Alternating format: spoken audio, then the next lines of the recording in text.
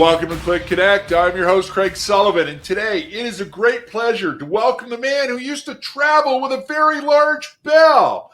And if you've been in this industry longer than a couple of weeks, you know who I'm talking about, Mr. Jeff Higley.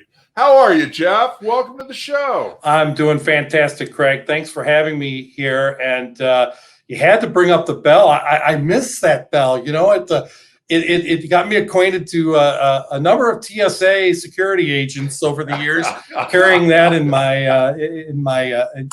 my briefcase for sure.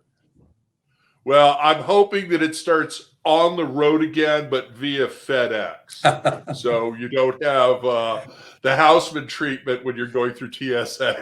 Hey, if I'm in the same group as Glenn, that's not a bad thing, right? If I can be. No, not at all. Not at all, my friend. Jeff, let's just jump right into this. What are you hearing from the industry leaders and insiders into hospitality and hotel investment and development right now? Yeah, it's an interesting story that that you're hearing, depending on who you're talking to. But I think the general consensus is that there's not the distressed assets out on the market as everyone thought there would be, as many of them. Certainly there are some, but with the with the stimulus package, with the way that banks are approaching this and working with the borrowers, the hotel owners, the distress hasn't been nearly as dramatic as many thought. And, people I'm talking to are telling me that probably is going to continue, for the foreseeable future as things, as the recovery does start to take place. The lenders are playing it close to the vest. So, from an investment standpoint, you better be ready to, to pony up 60 to 70% of a loan to cost or a loan to value scenario when you're taking out any kind of lending, as the bankers and the financial guys are just not wanting to go out on a limb, understandably, in this environment. There's also some development going on, although it's not as robust as it normally is during with a pandemic going on. You talk to a lot of consultants out there. They're working on due diligence projects for people. There are a number of contrarian developers who want to build now and have it ready to go and have the shiny new bell on the market once once the pandemic's over and things get back to normal. It was interesting, though. Today I read an article on Hotel News Now from STR about the number of deferments, abandonments, and the pipeline. And the numbers are pretty stark. I'd encourage anybody to look at that article to get a full picture of what's going on globally with that, because it's as everyone expects, it's a little bit rough out there, but I think the optimism is building in the investment community and the development community, just as it is with the population at large. I agree with you, Jeff. It's, I've been talking to the lenders that I deal with every week, and, on the community and the national banking sides, it's all about transparency right now with them. They need to be kept in the loop, as they should be. You go radio silent, that is a huge indicator of even bigger problems. And one of our local community banks that is, extremely good for hospitality loans, everything's on the table with them. They're looking at loan modifications, loan extensions, in some cases, complete refinances of the debt as well. So I think, and you're right, the optimism has been building for probably close to a month now. Something in the air, getting back into spring. It's all looking really good from where we were 2-3 months ago. Well, it certainly helps to have the vaccination program in full swing. I suspect, I know you're coming up on a milestone birthday. Happy early birthday in July, I know. But we're both of that age where we were able to get in, our shots a little bit earlier. So I've had my first shot. I'm waiting for my second shot. But like here in Ohio, where I live, it's now open to anyone that's 16 and over. Wow. So it's moving fast, and I think people sense that, and it's certainly not going to be the end all be all. We're still going to have to be, take precautions and be careful. But that vaccination, I think, has, it has a mental, for those who want to take it, it has a mental, it gets you over a mental hurdle, I think. And it allows you to think a little bit more aggressively about getting out on the road or doing things that you haven't done in a year. And we all are really looking forward to that. Yeah, I couldn't agree more with you. It's like, okay, I get my first shot next month, so on the 8th. So I'm definitely looking forward to that, and that is, my mental state is getting better knowing that I'm going to have that. Now, some people may question my mental state, and they could be very right about that.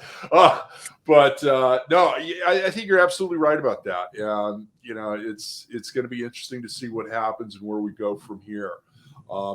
Jeff, what does the group business landscape look like, in the short term, right here and now, and out through the rest of the year? What are you thinking about that? What are you hearing on it? Well, it's slowly but surely becoming front of mind for a lot of different people, health departments, state governments, local governments, et cetera. But obviously, it does vary greatly by state. There are some states, Florida, Texas, Georgia, I think Tennessee might fall into this category, where larger groups are allowed to gather at very different at different levels. So there's a number of meetings across the country in that 100 to 200 range beginning to take place. I was at one in Memphis with the Metropolitan Memphis Hotel and Lodging Association. Oh gosh, it was probably 3 or 4 weeks ago. It had about 100, a few 105, 110 people, and followed protocols very closely, very well. And I haven't heard of any kind of fallout from that. Masks were worn. Everybody understood the rules. So I think that's the first step, is that everybody understands that, as these meetings and group events start taking place, following the guidelines that are recommended by the CDC is going to be very important, because obviously you just want to try to minimize the spread of any situation that's COVID related. So as that starts taking place, and as the vaccinations that we just talked about continue to become more robust, and more of the herd mentality starts taking shape, then we're going to start seeing larger and larger events. We have Alice planned for July 26th through 28th in Los Angeles. We're focusing on an in-person live event. And at this stage, we're not sure exactly the number of people will be allowed to gather. But by all counts, all people we're talking to, it indicates that it will be a large group by that time.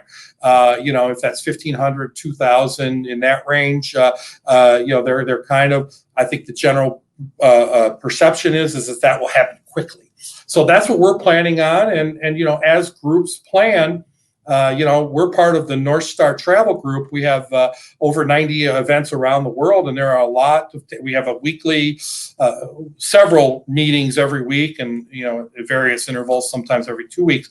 And we talk as a group about where that stands. And, everyone in that group, again, the last month, the optimism has been growing in that group, because we're all starting to sense the momentum is really building, and we're going to get back to what we love doing, what we're what we're supposed to be doing.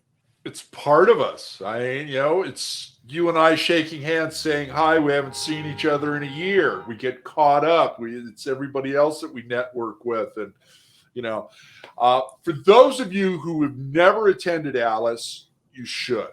Okay, Jeff and the team over at his company they've been doing an outstanding job. It is the premier and arguably the largest international conference in the country for hospitality. And Jeff, we are just about out of time. I want to thank you for being here. How can people get a hold of you, and how can they register for Alice? Well, you can go to aliceconference.com to register. We're coming up on a big fee date at the end of this month. So now's a great time to get a little bit of a price break. So AliceConference.com, they can reach me through there. They can reach me on LinkedIn. I hang out there quite a bit, and certainly we'll communicate that way in any way. And we're looking forward to having everyone at Alice in July, and then again in January as we get back on the regular pace. So we'll get back into it, and looking forward to it. Absolutely, my friend. And thank you again for joining the conversation today on CLIC Connect. And I want to thank you, our audience, for joining us today. Now, I'm fond of telling you a couple of things. 1, be kind. 2, share your knowledge. Now go be amazing.